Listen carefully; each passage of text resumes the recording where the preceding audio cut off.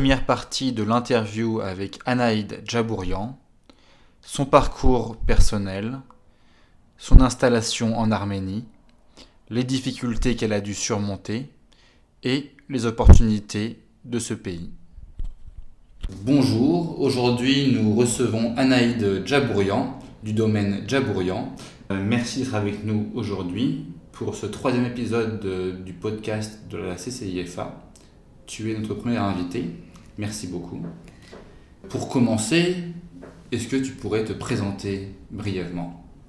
Alors déjà, bonjour à tous, merci Arthur et à tous les membres de la Chambre de commerce de me recevoir aujourd'hui. Je suis ravie et très honorée d'être votre première invitée pour ce podcast. Donc Anaïd Djabourian, j'ai 33 ans et je suis originaire de la région Rhône-Alpes, de Saint-Chamond exactement. Et ça fait 4 ans et demi que je suis installée en Arménie. Je suis arrivée par l'intermédiaire d'un organisme de volontariat qui s'appelle Birthright Armenia. Et aujourd'hui, je suis donc la directrice et fondatrice du domaine Djabourian.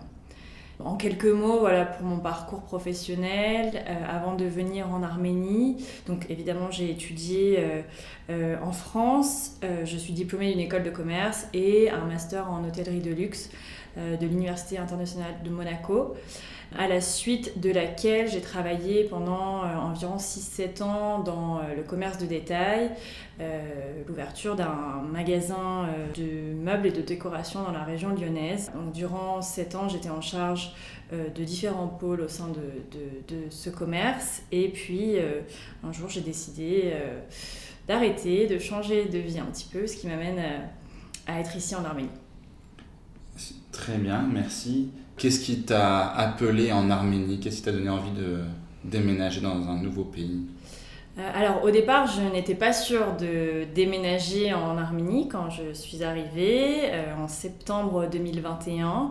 Je suis venue pour 1 mois de volontariat via cet organisme parce que même si l'Arménie pour moi c'était un pays que je connaissais mais en tant que touriste, j'avais besoin de me rapprocher encore plus de mes racines, j'avais ce besoin-là, donc à l'époque j'avais 29 ans et j'étais dans le besoin un petit peu de me retrouver par rapport à l'Arménie dû aux événements qui avaient eu lieu à cette période, les événements de guerre bien sûr.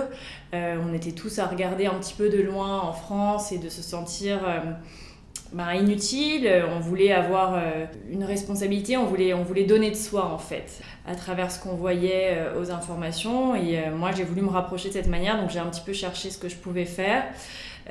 Alors c'est vrai que je pouvais pas forcément venir en ouvrant mes compétences, comme je vous l'ai dit j'étais dans le commerce donc c'était un petit peu compliqué de me projeter professionnellement comme ça, mais justement cet organisme m'a permis d'intégrer des sociétés, des entreprises locales et de donner un petit peu de mon temps, de mes connaissances, en l'occurrence dans le secteur du tourisme à Yerevan.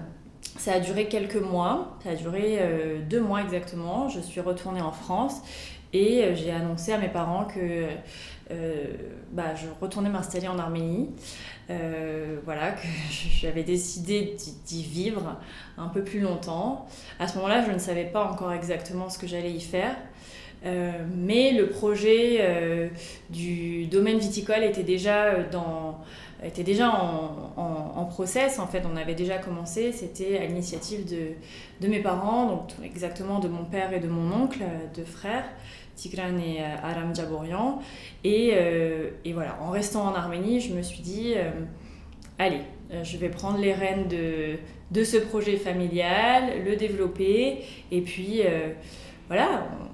tenter de créer un business, une entreprise, et voilà où j'en suis aujourd'hui, encore dans les prémices du développement de cette entreprise, mais petit à petit les choses avancent. Quelles ont été les principales difficultés que tu as rencontrées lors de ton installation en Arménie, tant sur le plan professionnel que personnel ? Alors, sur le plan personnel, donc je reviens au point de départ, je ne parlais pas arménien.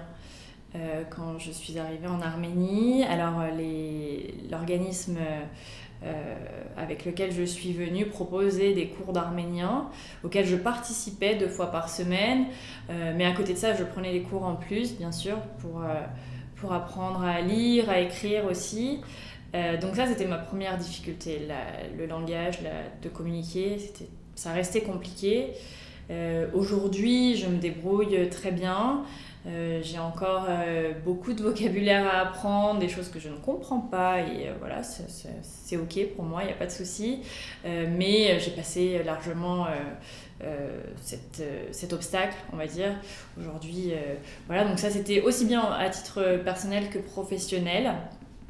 Et puis, une fois que je suis vraiment rentrée dans la sphère professionnelle par rapport au domaine, un des points que j'ai trouvé un petit peu, que j'ai dû surmonter, c'est le fait d'être une jeune femme. C'était un petit peu compliqué. Ça l'est à certains moments encore aujourd'hui. Je ne travaille pas dans la capitale arménienne. Pour le coup, je travaille avec des gens des villages. Et bon, les mentalités sont pas forcément les mêmes qu'à Yerevan, dans la capitale. Voir une jeune femme débarquer, voilà, et puis donner en quelque sorte des ordres, voilà, des directives plus ou moins. C'est pas forcément accepté facilement. Il a fallu et il faut encore se faire comprendre, accepter. Ça passe, vraiment. Là, je suis satisfaite parce que ça fonctionne quand même avec le temps. Mais voilà, c'est pas dans les habitudes quand même ici. Donc ça, c'était un petit peu... Et puis même pour moi, pour que je prenne un petit peu aussi en confiance, j'avais besoin de me faire... de me faire accepter en fait vis-à-vis d'eux, parce que sinon vous savez que derrière si eux ne vous acceptent pas en tant que manager, que chef, en fait le travail ne sera pas forcément fait comme vous l'entendez. Donc ça a pris un petit peu de temps, mais aujourd'hui j'ai une équipe sur laquelle avec qui voilà, ça se passe très bien comme ça, il n'y a pas de problème, et je pense pour eux il n'y a aucune différence aussi. Voilà, ça dépend aussi sur quelle personne vous tombez, mais je pense qu'il y a eu un petit travail par rapport à ça qui aujourd'hui c'est acté. Voilà, je pense que c'est l'une des plus grosses difficultés que j'ai pu rencontrer. Voilà, après tous les jours on rencontre bien sûr encore des challenges. Il y a tous les jours quelque chose qui se présente à nous et qu'on doit régler. Mais en règle générale, voilà, ici en Arménie, je peux pas dire qu'il y a que des difficultés, il y a beaucoup de choses aussi qui se font très facilement. L'Arménie, pour moi, c'est une terre d'opportunités.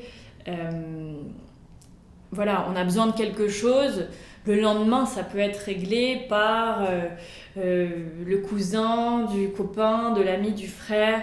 En fait, c'est un tout petit monde aussi, et ça facilite beaucoup de choses, même au niveau professionnel. Je me dis, en France, parfois, on cherche des semaines et des semaines, des mois et des mois pour contacter quelqu'un. Ici, tout peut se faire très très vite. Donc il faut aussi reconnaître ce côté-là en Arménie, qui pour moi, voilà. Et c'est une des choses qui m'a fait apprécier l'Arménie au début quand j'étais là, parce que je l'ai rencontré en l'espace de très peu de temps, une quantité de personnes, voilà, et tout de suite on fait des liens, bah tiens, voilà, ça peut être...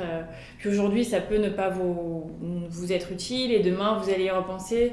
C'est très facile, les gens sont très ouverts, et je pense qu'il faut aussi noter du coup ces points positifs en ce qui concerne la sphère professionnelle ici en Arménie, c'est important.